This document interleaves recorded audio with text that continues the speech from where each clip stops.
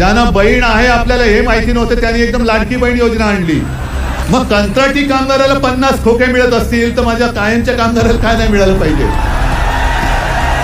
जनतेच्या पैशावर फुकट खाऊ म्हणतात मी तुझा भाऊ, आणि हा माझा शब्द, तुमची गर्दी, तुमची ताकद, हे मिंदे आणि त्यांचे चमचे टीव्हीवरती बघतायत। म्हणजे आता ती लाडकी बहीण योजना आणली, पण लाडका भाऊ कोणाला म्हणायचं तेच बहिणीला कळत नाही, कारण म्हणतो मीच तुझा भाऊ, मीच तुझा भाऊ, मीच तुझा भाऊ।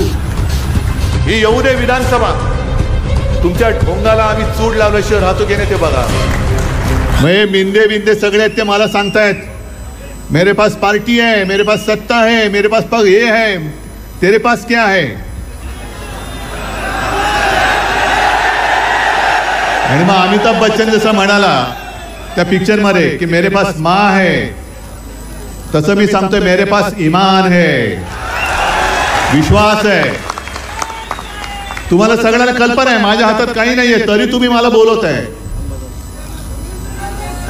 आणि मी सुद्धा आलोय, कारण मला सत्तेची पर्वा नाहीये, मला तुमच्या आयुष्याची पर्वा आहे, मला आयुष्याची तुमच्या चिंता आहे, तुमच्या कुटुंबियांची चिंता आहे। हे फाटाफुटीचं फोडाफुटीचं राजकारण जे शिवसेनेसोबत केलं ते तुमच्यासोबत सुद्धा करणार नाहीत असं तुम्हाला वाटतंय? आणि मग एकजूट त्यांना माहिती आहे, कारण ही एकजूट एकदा झाल्यानंतर हे सरकार तर गेल्याच जमाय, यांना पेन्शन कसले देते, यांना टेन्शन द्या, यांना टेन्शन दिलं पाहिजे। आपलं आंदोलन असं असलं पाहिजे की यांना सत्तेशिवाय उपाशी ठेवलं पाहिजे, तो निर्धार करा। पण आंदोलन एकदा पेटल्यानंतर मशाल येते, आंदोलनाची मशाल पेटल्यानंतर कोणी जर तुमच्याच पैकी इतर जे काही चमचे सरकारचे आहेत त्यांना पाणी ओतायला देऊ नका। सगळं सांगताय काय मागणी आहे, जुनं पेन्शन, जुनी पेन्शन, तसं मला एक वचन तुमच्याकडनं पाहिजे, देताय? मी तुम्हाला शब्द दिलेला आहे, आणि हा माझा शब्द, तुमची गर्दी, तुमची ताकद, हे मिंदे आणि त्यांचे चमचे टीव्हीवरती बघतायत। निवडणूक येईपर्यंत ज्यांना बहीण आहे आपल्याला हे माहिती नव्हतं त्यांनी एकदम लाडकी बहीण योजना आणली। आणि एक लक्षात घ्या रे, ज्यांनी माझ्याशी गद्दारी केली, ज्यांना कुटुंबातलं मी मानलं होतं, ज्या शिवसेनेच्या कुशीतून यांचा राजकीय जन्म झाला, त्या शिवसेना आईवरती वार करू शकतात, हे तुमच्यावरती वार नाही करू शकणार।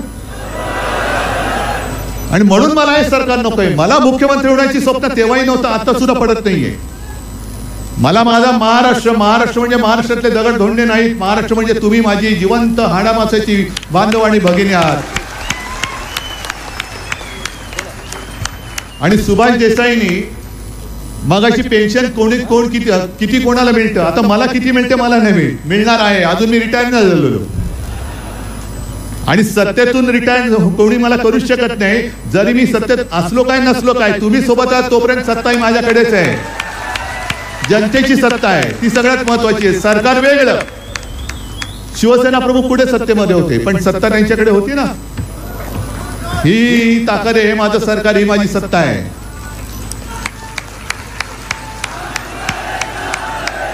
आणि राजकारणाला किती पेन्शन मिळतं ह्याच्या आकड्याने तुम्हाला किती पेन्शन मिळतं ही तफावत पाहिली तुम्ही।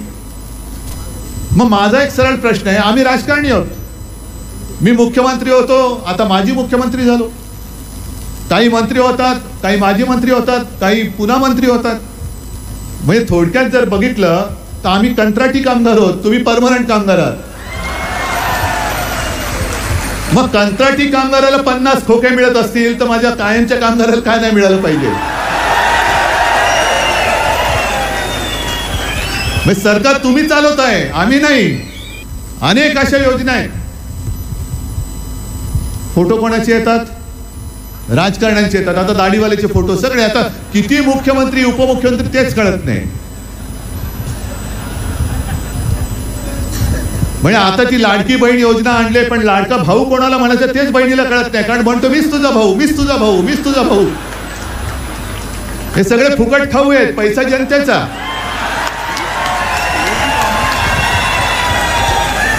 जनतेच्या पैशावर फुकट खाऊ म्हणतात मी तुझा भाऊ। मग ही यांची सगळी काही थेरं चालतात। या थेराला एकदा आता जाऊ द्या, त्यांना पेन्शन पाहिजे देऊन टाकू आपण, पण घरी बसवा पहिलं त्यांना पहिलं घरी बसवा. आणि म्हणून एकच सांगतो तुम्हाला, लोकसभा निवडणुकीच्या वेळेला एक असं वातावरण होतं की मोदी सरकार कोण बदलणार, कोणाच्या मध्ये ताकद आहे. तेव्हा शिवसेनेने एक जाहिरात केली होती की हे सरकार मी बदलणार. तुम्ही प्रत्येकाने ठरवा की हे सरकार, होय हे सरकार मी बदलणार आणि माझे न्याय हक्क मीच मिळवणार. पक्ष चोरला, चिन्ह चोरलं, शिवसेना प्रमुखांचा फोटो सुद्धा चोरला. आणि मी येता जाताना बघत होतो, अरे म्हटलं इकडे गडबड होणार, कारण बाळासाहेबांचा फोटो आणि त्याच्या खाली लिहिलेलं असायचं बाळासाहेबांचं धनुष्यबाण.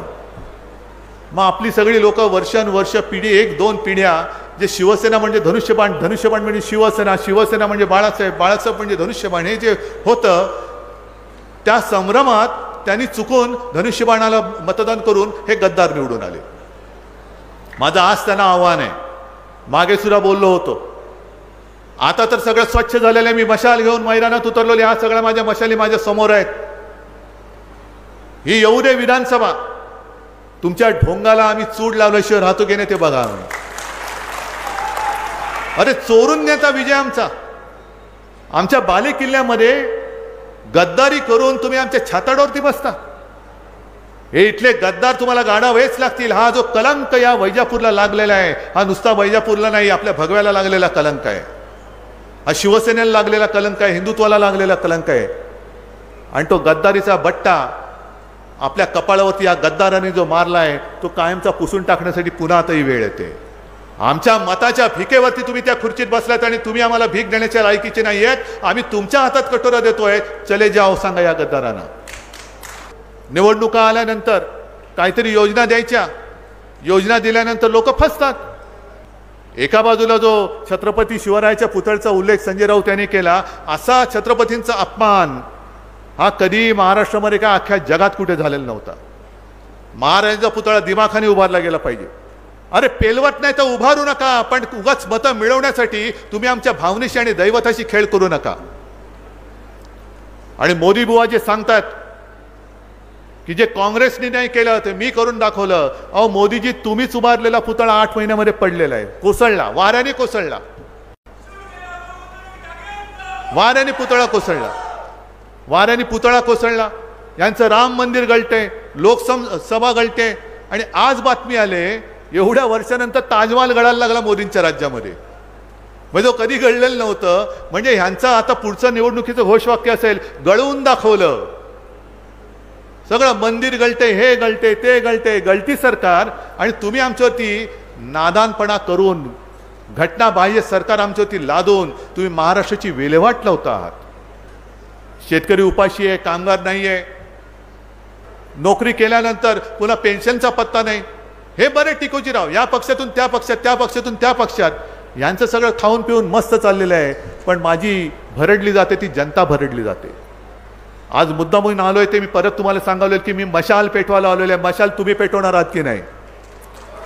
गेल्या वेळेला आपल्याला मशालीचा प्रचार करायला वेळ नाही मिळाला, कारण धनुष्यबाण आणि मशाल आपल्यासमोर पुन्हा गद्दार धनुष्यबाण घेऊन येईल. त्याच्या आधी कोर्टाचा निकाल लागेल अशी अपेक्षा करणं आता किती योग्य आहे की अयोग्य आहे मला कल्पना नाहीये. कारण काल परवाकडे स्वतः पंतप्रधान सरन्यायाधीशांच्या घरी जाऊन आले. अख्ख्या देशात त्याची निंदा झाली. अगदी संजय राऊत तुम्ही सुद्धा निंदा केली, पण मी सरन्यायाधीशांना धन्यवाद देतोय. तुम्ही म्हणाल का? कारण एवढ्यासाठी मोदी घरी येणार म्हणून त्यांनी गणपतीला पुढची तारीख नाही दिली. आमच्याकडे गणपती येतोय, तो मोदी येत आहेत, गणपती बाप्पा तू जरा नंतर आहे. अहो काय चाललंय थट्टा? 2 वर्ष होऊन गेली. आम्ही तुमच्याकडे जी दाद मागतो ती शिवसेनेची आहे, पण शिवसेनेच्या माध्यमातून देशातली लोकशाही जिवंत राहणारी आहे की नाही हे आम्ही तुमच्याकडनं मागतो. न्यायदेवतेवरती आमचा विश्वास जरूर आहे, पण जर न्याय वेळेमध्ये दिला गेला नाही तर त्याहीपेक्षा मोठं कोर्ट हे माझ्या समोर बसलेलं जनतेचं न्यायालय, हे सर्वोच्च न्यायालय या देशामधलं आहे. आणि त्या न्यायालयाच्या दरबारात आजपासून मी आलेलो आहे. मला न्याय तुमच्याकडनं पाहिजे. आणि यावेळेला ही शिवसेना ही तुला मराठवाडा वॉटर ग्रीडचं नाही तर निवडणुकीत पराभवाचं पाणी पाजल्याशिवाय राहणार नाही ही एकच खात्री बाळगतो आणि सर्वांची रजा घेतो. जय हिंद, जय